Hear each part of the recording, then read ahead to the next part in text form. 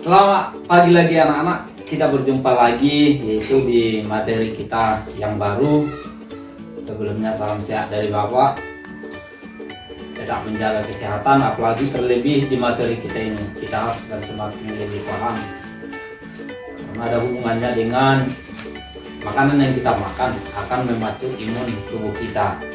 Jadi harus lebih semangat lagi mempelajarinya. Salam sehat kembali dari Bapak.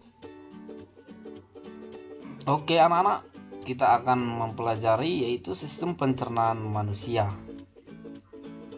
yang saya sebutkan tadi. Nah, sebelum kita masuk, coba kita perhatikan dulu apa-apa saja yang akan kita pahami di sini. Nah, di sini kita harus bisa menganalisis sistem pencernaan pada manusia dan memahami gangguan yang hubungannya dengan sistem pencernaan dan bagaimana upaya kita untuk menjaga kesehatan dalam sistem pencernaan, apalagi di masa pandemi COVID sekarang ini. Baru kita harus bisa menyajikan hasil penyelidikan tentang pencernaan mekanis dengan kimiawi. Nah, yang penting kamu dapat dalam sistem pencernaan ini, yang pertama kita harus bisa mengidentifikasi jenis bahan makanan yang banyak mengandung gizi, fungsi dari bahan makanan tersebut. Nah, yang berikutnya, seberapa besar kebutuhan energi kita dalam sehari-hari. Baru kita harus mampu menyebut organ-organ dalam sistem pencernaan manusia.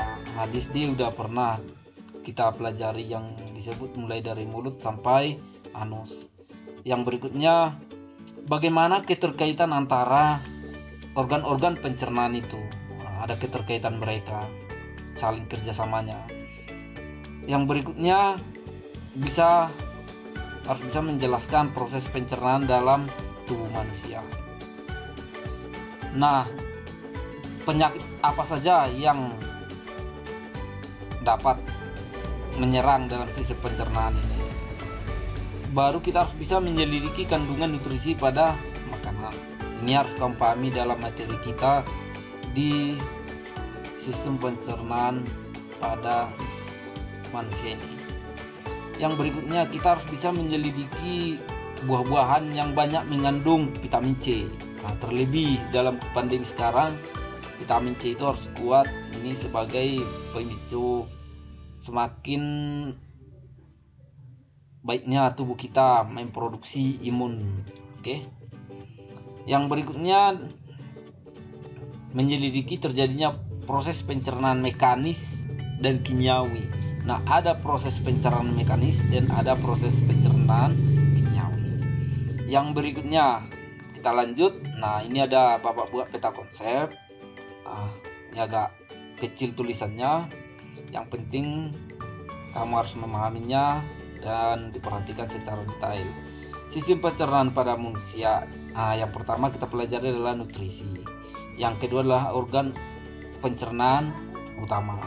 Baru organ pencernaan tambahan. Baru selanjutnya gangguan pada sistem pencernaan.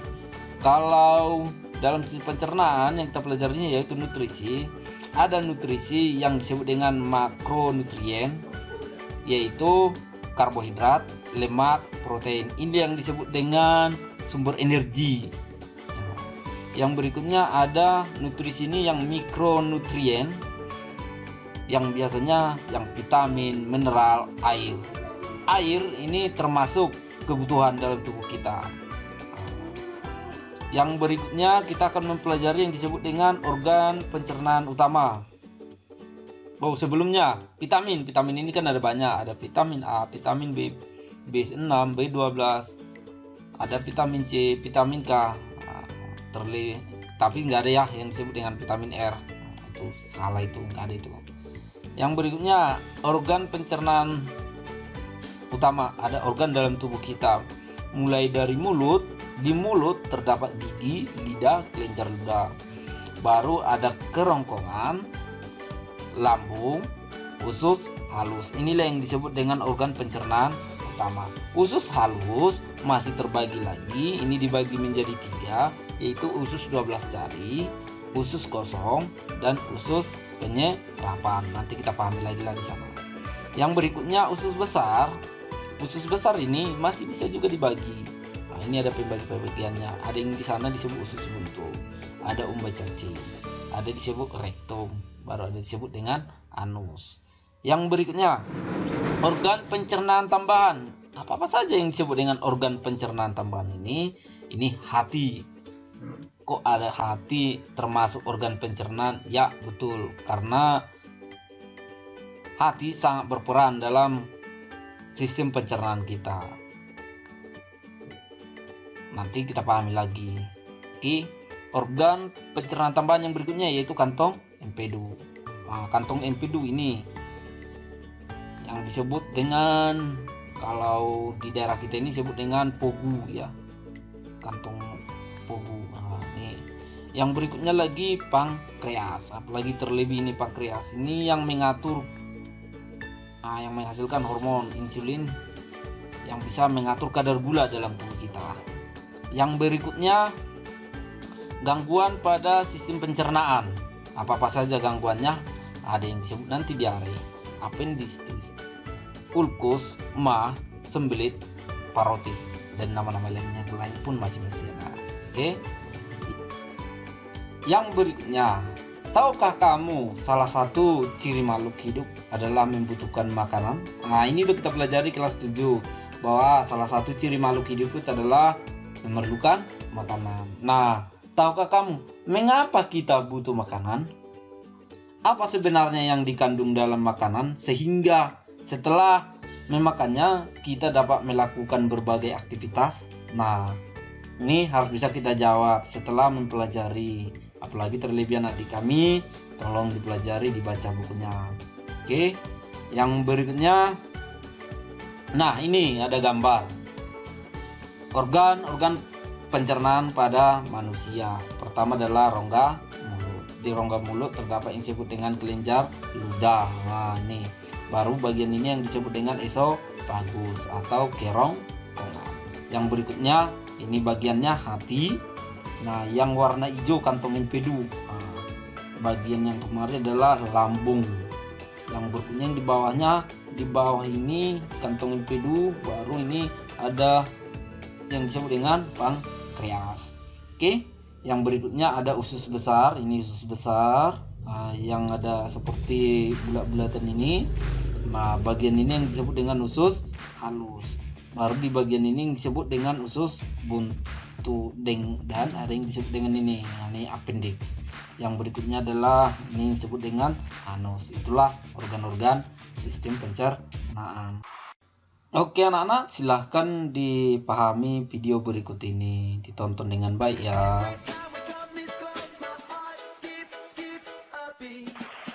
Topik hari ini adalah sistem pencernaan. Aku suka apel, aku juga suka apel. Tahukah kamu apa yang terjadi pada apel yang masuk dalam tubuh?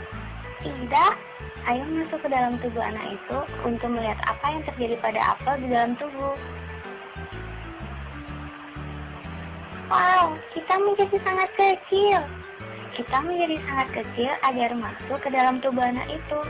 Kita memulainya di dalam mulut. Oh, gigi. Gigi membuat apel menjadi berukuran kecil. Ya, gigi dibantu oleh air liur yang mengandung enzim amilase untuk mengubah milu menjadi maltosa. Gimana kita akan pergi sekarang? Kita akan menemui dua jalur, yaitu jalur makanan dan jalur pernafasan. Tetapi kita akan memasuki jalur makanan. Di sini kita akan melewati faring yang merupakan saluran memanjang sampai ke esofagus. Oh, sekarang kita masuk ke dalam lambung. Di lambung terdapat banyak cairan berupa enzim dan asam lambung.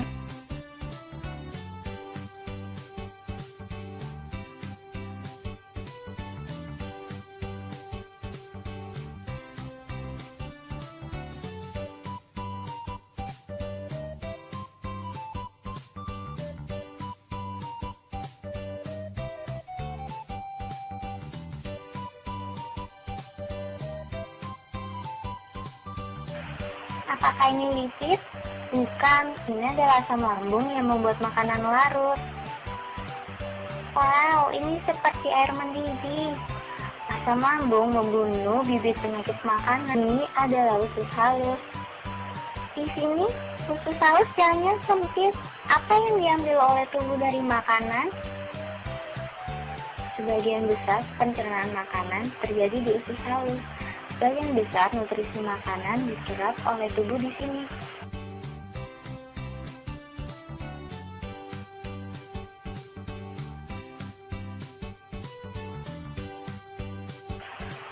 Apa cairan ini? Ini adalah cairan empedu, diproduksi di hati, tepatnya di pankreas. Cairan ini berfungsi untuk membantu mencerna sistem lemak dari usus halus dan menyerap nutrisi dari makanan. Apa tonjolan kecil ini? Ini disebut filis. Nutrisi dipompa ke peredaran darah oleh filis. Sekarang kita memasuki usus besar. Apakah ini lebih kecil dari usus halus? Tidak, usus halus memiliki ukuran yang kecil tetapi panjang, sedangkan usus besar memiliki ukuran yang besar tetapi pendek. Lalu apa yang ada di sini? Bahan makanan yang sampai pada usus besar ialah bahan sisa. Sekarang, sisa makanan yang tidak terpakai oleh tubuh atau feses dikeluarkan melalui anus. Jadi, dapatkah kamu menjelaskan proses pencernaan makanan? Pencernaan makanan dimulai dari mulut menuju ke esofagus. Kemudian makanan dilarutkan dalam stomach dan nutrisi diserap di usus halus, kemudian menuju usus besar. Dan akhirnya feses dikeluarkan dari tubuh melalui anus. Nah, kita lanjut lagi. Nih, ada mulut. Ini bagian-bagian daripada mulut. Nah, ada yang disebut dengan gigi pah atau gusi. Ini ada bibir. Oke, bagian ini disebut dengan langit-langit. Oke. Yang berikutnya bagian yang ini ada bendol di sini sedikit, ini ada seperti bengkak, dia itu disebut dengan mandel. Oke. Baru ini yang disebut dengan papila lidah atau pangkal lidah. Oke, inilah yang disebut bagian daripada lidah. Oke. Nah, ini bagian ini yang disebut dengan anak lidah. Nah, kalau diperhatikan coba nanti di depan kaca dibuka mulutnya lebar-lebar pasti nampak ini. Yang berikutnya, nih bagian daripada gigi. Ada yang disebut dengan gigi geraham, ini gigi geraham. Baru ada yang disebut dengan gigi premolar, ini premolar. Oke.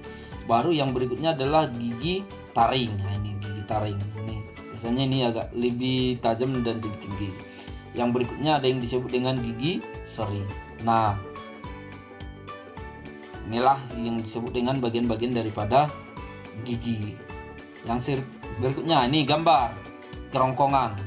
Nah, nih ada paring, ada kerongkongan. Bagian yang ke depan ini yang disebut dengan tenggorokan. Nah, di antara kerongkongan dengan tenggorokan ada yang disebut dengan klep, yang biasanya itu menutup dan membuka.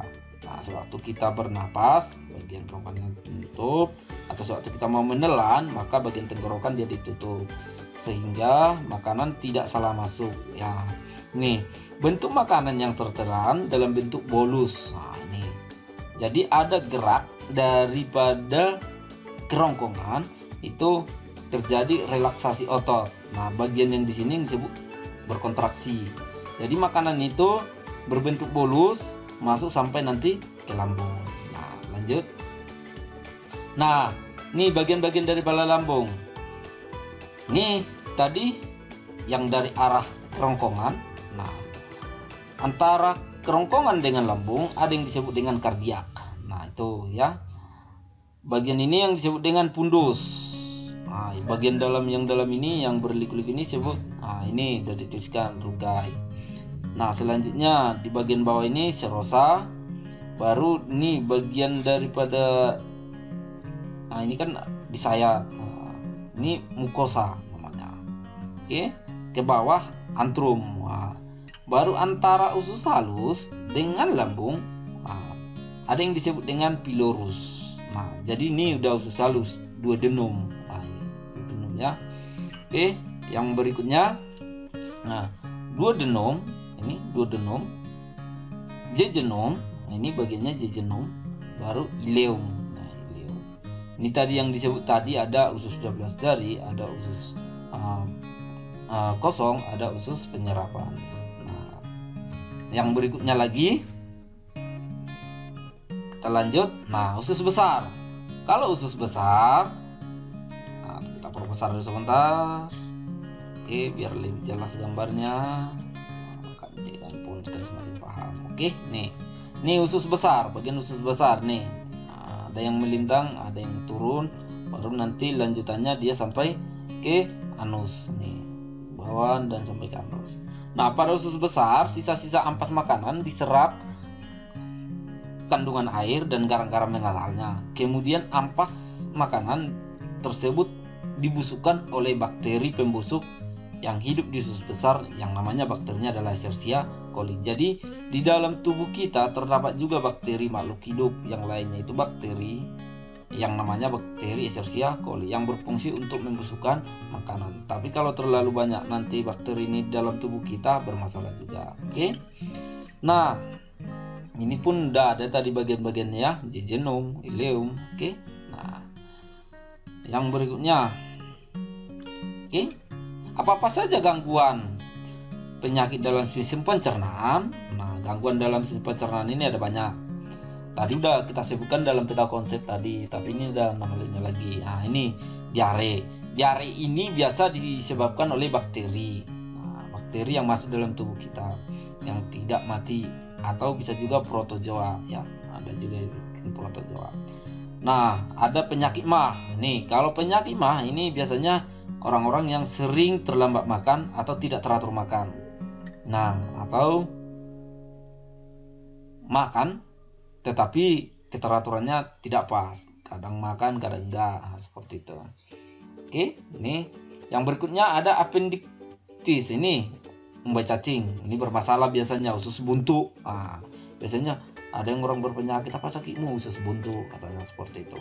Nah, kalau gastritis ini terjadi rusaknya dinding lambung ya, rusaknya dinding lambung. Nah, jadi dia rusak, ibaratnya seperti kulit kita yang terkelupas lah. Oke. Yang berikutnya lagi ada parotitis. Ini parotitis di mulut ya. Nah, ini parotitis. Baru ada tukak lambung. Tukak lambung ini berlebihannya, nah, ini asam lambung, akhirnya dinding daripada lambung rusak dibikin oleh asam lambung tersebut. Nah, jadi jadi seperti ini tidak bagus lagi kelihatannya. Nah, ada yang disebut dengan serostomia ya, serostomia. Nah, ini serostomia ini mulai dari mulut bisa sampai kerongkongan, sampai dia ke lambung. Nah, demikianlah dulu yang bisa saya jelaskan, yaitu tentang sistem pencernaan. Dengan tampilan yang saya buat, mudah-mudahan semakin menambah ilmu anak didik kami. Selanjutnya, tolong lebih dipelajari lagi, dibaca buku paket kita untuk lebih jelas lagi. Sekian dan terima kasih.